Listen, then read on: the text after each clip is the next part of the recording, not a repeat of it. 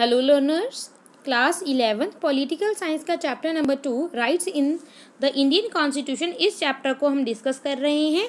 और इस चैप्टर में टॉपिक है राइट टू इक्वालिटी, यानी कि ये राइट है, सब इसको डिटेल से डिस्कस करेंगे। Consider the following two situation दी गई हैं यहाँ पे, इनको अच्छे से देखेंगे हम। दीज आर इमेजिनरी सिचुएशन, ये इमेजिनरी काल्पनिक सिचुएशंस हैं, but similar thing do happen and can happen, मगर ये हो सकता है, ठीक है। Do you think they involve violation of fundamental rights, और इनको पढ़कर देखना आपके के क्या ये सिचुएशन फंडामेंटल जो राइट्स हैं उनको वायलेट करती हैं। तो फर्स्ट सिचुएशन है, एक स्वदेश कुमार हैं, वो अपन इज विजिटिंग हिज विलेज, वो अपने विलेज में विजिट करते हैं, आते हैं। He is accompanied by one of his friend, वो अपने एक फ्रेंड के साथ होते हैं। They decide to have a cup of tea at the village road side hotel, तो रोड के साइड पर एक होटल होता है, चाय पीना चाहते हैं वो वहाँ पे। ओके, द शॉपकीपर न्यूज स्वदेश कुमार, जो स्वदेश कुमार को तो शॉपकीपर है, दुकानदार, वो अच्छे से जानता है, बट आज the name of his friend to know his caste, तो मगर जो उसका स्वदेश का फ्रेंड होता है उसको उसका नेम पूछता है। नेम क्यों पूछता है? कि ताकि वो उसकी कास्ट पहचान सके। After this shopkeeper served tea to Savdesh Kumar in a nice mug, while his friend was given a tea in an earthen cup because he was a Dalit. ये देखिए, तो जब शॉपकीपर को नेम पता चल जाता है तो वो क्या करता है, जो शॉपकीपर जो स्वदेश कुमार है उसको तो बहुत अच्छे मग में उसको चाय देता है, जबकि उसका जो फ्रेंड होता है उसको जो मिट्टी का कप होता है उसमें चाय देता है। क्यों? क्योंकि वो जो उसका फ्रेंड है स्वदेश का, वो एक दलित है। ओके, यानी कि लोअर कास्ट से बिलोंग करता है। देन सेकेंड सिचुएशन है, an order is served to four news reader of a television channel that they would no longer read the news on screen। तो भाई एक ऑर्डर इशू होता है कि न्यूज़ जो वो होती हैं, एंकर होती हैं ना टेलीविज़न चैनल पे, जो न्यूज़ रीडर होती हैं, भाई उनको अब स्क्रीन पे न्यूज़ रीड करने के लिए नहीं रखा जाएगा। Okay, they all are women, वो सभी क्या थी? वुमेन थी। Okay, the reason given is that they are above the age of 45। तो रीज़न पता क्या दिया गया कि भाई उनकी उम्र 45 से ज़्यादा हो गई है, इसीलिए उनको नहीं रखा जाएगा। 2 male news readers above the same age are not barred from presenting the news, मगर वहाँ पे मेल भी थे जिनकी उम्र इससे ज़्यादा थी, मगर उनको नहीं ऐसा बोला गया, सिर्फ वुमेन के साथ ही ऐसा किया गया। वाई? तो आपको नहीं लगता ये उनके साथ डिस्क्रिमिनेशन हो रहा है? ये देखा था हमने, ये डिस्क्रिमिनेशन हुआ था कास्ट के बेस पे, और ये डिस्क्रिमिनेशन हुआ था जेंडर के बेस पे। तो इस तरीके से डिस्क्रिमिनेशन होता है। तो मगर हम बात क्या कर रहे हैं? Right to equality. क्या ये इक्वालिटी है? नहीं, ये इक्वल ट्रीट नहीं किया जा रहा। देखो, ये कास्ट पे बेस पे इक्वल ट्रीट नहीं किया जा रहा, जेंडर के बेस पे इक्वल ट्रीटमेंट नहीं किया जा रहा है ना। तो ये है, तो बाकी ये तो कर चुके हैं हम। These are the example of a clear discrimination। तो इससे हमें पता चलता है कि भाई ऐसे किया जाता है भेदभाव, डिस्क्रिमिनेशन है, ये क्लियर डिस्क्रिमिनेशन है। In one instance the discrimination is based on the caste and another is based on gender। First जो कास्ट पे डिस्क्रिमिनेशन था, और दूसरा जो न्यूज़ रिपोर्टर वाला पढ़ा है हमने, वो जेंडर के बेस्ड डिस्क्रिमिनेशन था। Do you think the such discrimination is justified? क्या आपके अकॉर्डिंग ये जस्टिफाइड है? ये क्या सही है ये इस तरह का डिस्क्रिमिनेशन करना? Right to equality tries to do away with such and other discrimination. जो राइट्स टू इक्वालिटी है वो ट्राई करता है to do away with such, तो के वो ट्राई करेंगे अब इनके वो इस तरह के डिस्क्रिमिनेशन ना किए जाएं। It provides for equal access to public places. तो राइट टू इक्वालिटी हमें देता है, ये हमें अधिकार देता है कि सभी को जो पब्लिक प्लेसेस हैं, जैसे कि शॉप्स हैं, होटल्स हैं, प्लेसेस ऑफ एंटरटेनमेंट है, वेल्स हैं, बादिंग घाट्स हैं, और अ प्लेस ऑफ वर्शिप है, सभी को इक्वल एक्सेस करने का पूरा अधिकार है, यानी कि सभी इसको यूज़ कर सकते हैं, इक्वल उसको एक्सेस कर सकते हैं। This can not be any discrimination in the access on the ground only on the religion, race, caste, sex और प्लेस ऑफ बर्थ। तो इनके साथ किसी भी तरह का भाई कोई भी कास्ट, सेक्स, रेस, रिलीजन के और प्लेस ऑफ बर्थ के बेस पे कोई भी किसी के साथ भी डिस्क्रिमिनेशन नहीं कर सकता। It also prohibits and discrimination in public employment on any of the above mentioned classes. तो ऐसे ही जो पब्लिक एम्प्लॉयमेंट यानी कि जो सरकारी जॉब्स होती हैं, जो कोई भी जॉब होती है, तो इसमें भी डिस्क्रिमिनेशन नहीं किया जाएगा। ठीक है, this right is very important because our society did not practice equal access in the past. तो ये ऐसा क्यों है, ये राइट जो बहुत इंपॉर्टेंट है, क्योंकि भाई हमारी सोसाइटी में 1947 से अगर पहले की बात करें तो वहाँ पे हमारी सोसाइटी में जो इक्वल एक्सेस नहीं था सभी को, है ना, हम सोसाइटी में। The practice of untouchability is one of the crudest manifestation of inequality. तो भाई सबसे बुरी चीज़ जो इनइक्वालिटी की थी वो थी अनटचेबिलिटी, यानी कि अछूत समझा जाता था। ठीक है, यानी कि जो कोई दलित को टच कर लेगा तो वो भी भाई उसका धर्म भ्रष्ट हो जाएगा, वो भी प्ल्यूट हो जाएगा, इस तरह की मेंटालिटी थी। This has been abolished under the right of equality, और इसको भी अब अबॉलिश कर दिया गया, इसका खात्मा कर दिया गया है। किसके अंडर? राइट टू इक्वालिटी के अंदर इसको ख़त्म कर दिया गया है। The same right also provides that the state shall confer no title on a person except those excel themselves in a military or academic field। तो भाई और क्या है, तो जो राइट्स हैं, है ना, तो जो टाइटल्स होते हैं ना, जो टाइटल्स, वो भी कोई टाइटल अब किसी को नहीं दिया जाएगा, प्रोवाइड होगा, सिर्फ उसी को होगा जिसने मिलिट्री और एकेडमिक फील्ड में कुछ अपने दम पे कुछ एक्सेस किया है, कुछ पाया है ज़िंदगी में। Thus right to equality tries to make India a true democracy by ensuring a sense of equality of dignity. इसीलिए जो राइट ऑफ इक्वालिटी है ये हमारे सभी सिटीज़न में dignity of equality of dignity यानी कि सब में स्वमान भरता है, and a status among all it's citizen. तो यानी कि सभी जो हमारे सिटीजन हैं उनका जो स्टेटस को बराबर माना जाता है। Have you read the preamble to our constitution? क्या आपने प्रीएम्बल पढ़ी है हमारी कॉन्स्टिट्यूशन की? प्रीएम्बल क्या होता है वैसे? प्रीएम्बल होती है जिसके प्रस्तावना बोलते हैं। ओके, प्रीएम्बल जैसे ऐसे समझ लो वो एक समरी है, एक थीम है, यानी कि वो एक ऐसा है, वो एक ऐसा आईना है जिससे आप पता लगा सकते हो भी कॉन्स्टिट्यूशन में है क्या। ठीक है, ऐसे how does it describe equality? Preamble में कैसे डिस्क्राइब किया गया है इस इक्वालिटी को? Will you find that the preamble mention two things about equality and equality. ठीक, इक्वालिटी के बारे में बताया गया, यस इक्वालिटी के बारे में है हमारी प्रीएम्बल में भी।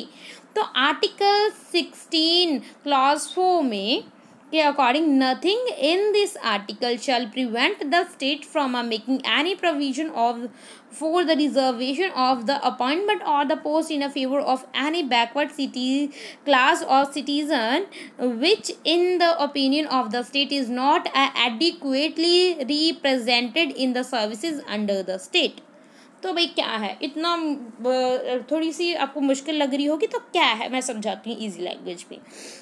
तो भाई हम आपको पता है ना, रिजर्वेशन मिलती है, कोई भी आप अगर कोई पोस्ट फिल करते हो, कोई भी फीस है, स्कूल फीस भी, अगर गवर्नमेंट स्कूल की फीस देखो जो है ना, कोई भी जो सरकारी काम होता है, तो जो जर्नल के लिए अलग और SCBC के लिए अलग सारी प्रोविजंस होती हैं, ये रिजर्वेशन दी गई है। क्यों? क्योंकि वो भी उनको इक्वलिटी मिल सके, यानी कि उनके लिए रिजर्व की गई होती हैं ताकि वो भी ऊपर उठ सकें। ठीक है, ये क्यों रिजर्वेशन क्यों दी गई है? क्योंकि सदियों से उनको दबा कुचला गया है ना, उनको ऊपर उठने की ऊपर नहीं उठने दिया गया है ना, जो दूसरी उनके साथ धोखाधड़ी हुई, बेचारे का बहुत ज़्यादा एक्सप्लॉइटेशन हुआ, जिसके आधार पे अब हम सभी को बराबर अपॉर्चुनिटी देते हैं और के वो भी ऊपर उठ सके, क्योंकि हम भाई हमारा कॉन्स्टिट्यूशन सभी को ह्यूमन बीइंग मानता है, हमें सभी को ह्यूमन बीइंग ट्रीट करना चाहिए, है ना।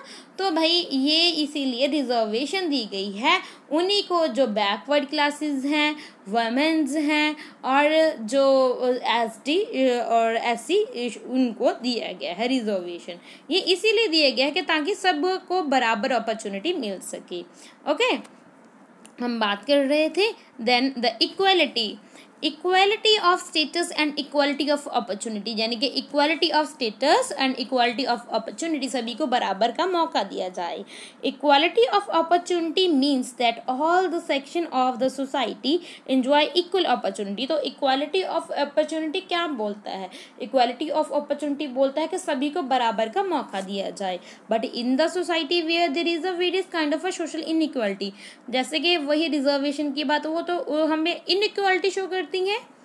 But what does equal opportunity means? तो इक्वल अपॉर्चुनिटी का मतलब क्या है? The Constitution clarify that the government can implement special schemes and measures for the improving the condition of certain section of society। तो भाई ये देखिए हमारे कॉन्स्टिट्यूशन में क्लियरली मेंशन है कि गवर्नमेंट ऐसे स्पेशल स्कीम्स बना सकती है, ऐसे मेजर्स कर सकती है, ऐसे इम्प्लीमेंट कर सकती है जिससे इम्प्रूव हो condition certain section of society की, जैसे कि बच्चों की, चिल्ड्रन, वमेन हो गई, सोशल और इकोनॉमिकल बैकग्राउंड क्लासेस हैं, इनके लिए कुछ स्कीम्स बना सकती है, मेजर्स इम्प्लीमेंट कर सकती है। You may have heard about the reservation in job, तो मैंने बात की ही थी, रिजर्वेशन के बारे में आपने पढ़ा ही होगा, है ना, रिजर्वेशन के बारे में पढ़ा होगा, है ना। एंड इन एडमिशन में भी आपने रिजर्वेशन को देखा होगा। You would have wondered why there are reservation if follow the principle of equality. तो भाई आपको ये भी लगता होगा कि भाई हम इक्वालिटी की बात कर रहे हैं, मगर इनको भाई रिजर्वेशन क्यों दी जा रही है? If we follow the principle of equality.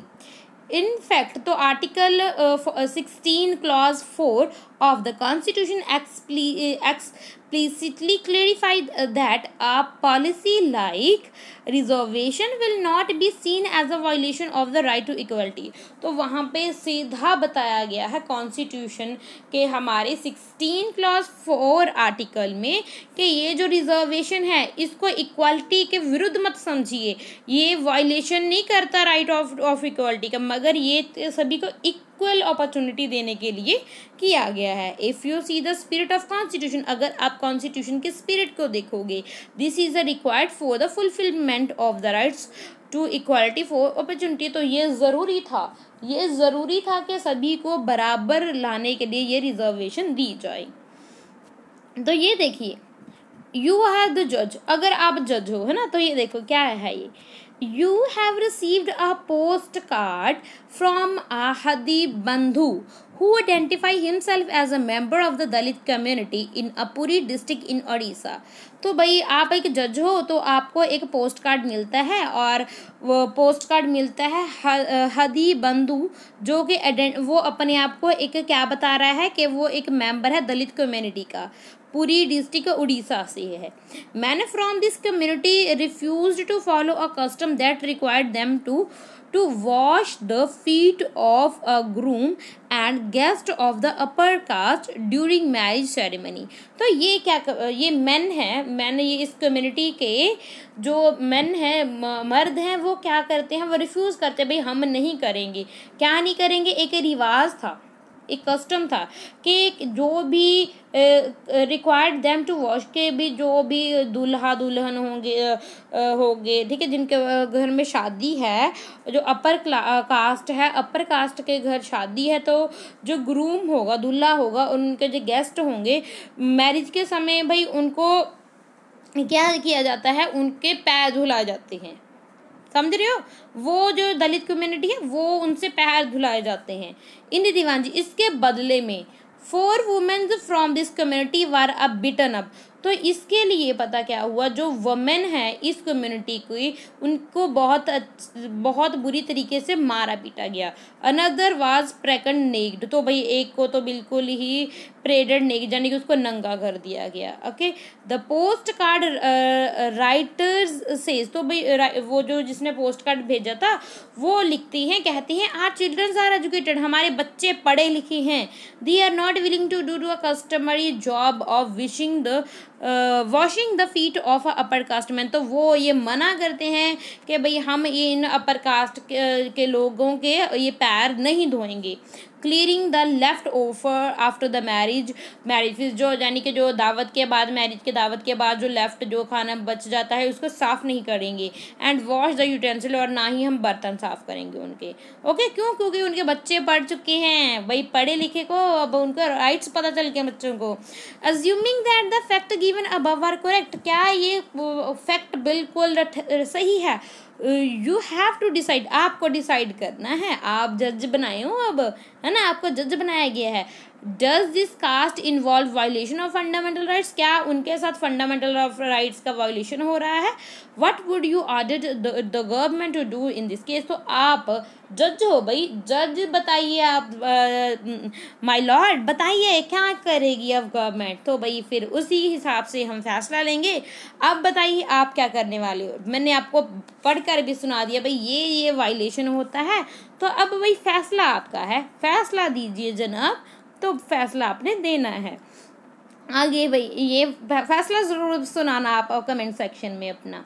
Then article 21, protection of life and personal liberty, no person shall be deprived of his life or a personal liberty except according to procedure establishing by law. तो ये article 21 में protection of life है, सभी को life की protection दी गई है, और पर्सनल लिबर्टी है, सभी को लिबर्टी है, सभी आज़ाद है, किसी भी पर्सन को डिप्राइव नहीं किया जाएगा उनकी लाइफ में और पर्सनल लिबर्टी में, और वो भी कुछ भी जो लॉ है एस्टेब्लिश करने के प्रोसीजर में।